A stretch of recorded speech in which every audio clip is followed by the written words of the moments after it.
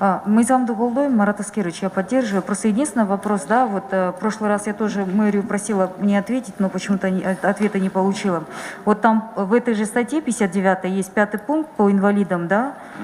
Практически каждому депутату приходят письма, обращения о том, что инвалиды, малоимущие, да, вот они обращаются, к ним такое пренебрежительное отношение, и они все время подозревают как бы мэрию в коррупции.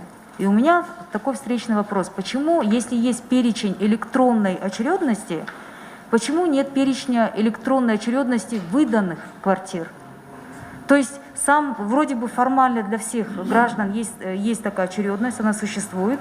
Вот если это выставить в онлайн-варианте, и если выставить в онлайн-варианте, кто получил по факту, многие вопросы отпадут, потому что именно малоимущие, там, учителя, врачи, они обращаются практически ко всем 120 депутатам.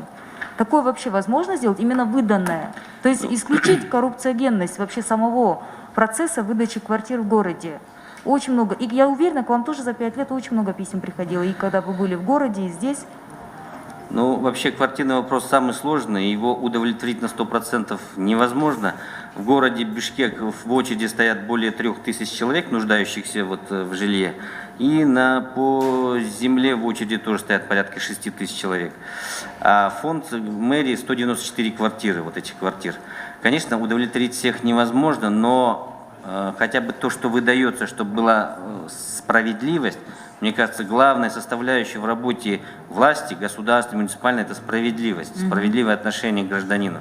Я считаю, что как до получения очередности у нас в электронном формате, мы всегда видим эту очередь, так и после, когда выдача идет, я считаю, ваше замечание абсолютно справедливо и правильно, но это вопрос к исполнителям надо адресовать. Здесь в мэрии никого нету, да? В прошлый раз я тоже им задала этот вопрос, почему-то я так и не получила. Я думаю, это ответа. вопрос, если мы к мэру обратимся, то я думаю, это осуществимо. И им хорошее предложение будет. Да. Спасибо.